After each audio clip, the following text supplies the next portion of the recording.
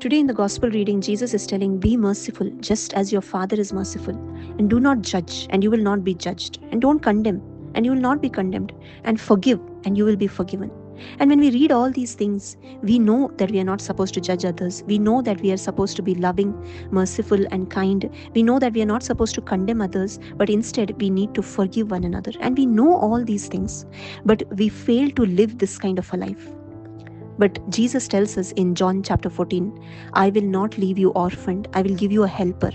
My dear friends, today we have the helper which the Father has given us to all those who believe in Jesus Christ. And the helper is the Holy Spirit.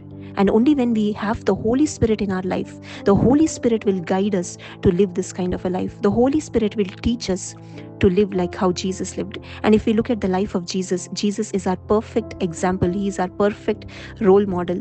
He did not judge us based on our sins. He did not condemn us, but instead He forgave us. He sacrificed His own life on the cross and He said, Father, forgive them, for they know not what they are doing. And if we see the great, merciful, loving act of our Father in heaven, He was so merciful towards us that He sacrificed His own Son on the cross so that we could be forgiven, so that He could have a relationship with us, so that we could reach back to the Father. That gate which was closed because of the sin of Adam and Eve, now that gate is opened through the death and the resurrection of Jesus Christ. And when we believe in this gospel, we receive the Holy Spirit, and the Holy Spirit will help us to live like how Jesus lived. And only then we can also start forgiving the way Jesus forgave. We will also be able to live a life without judging others, without condemning others, but instead we will begin to have mercy on our fellow brothers and sisters, because the commandment itself says, love the Lord your God and love your neighbor. And this kind of a love is possible only when we first receive the love of the Father in our hearts.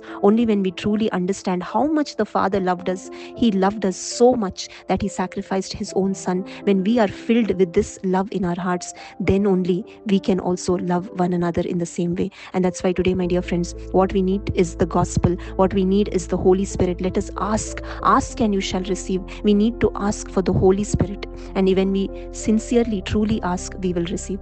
Thank you. God bless you.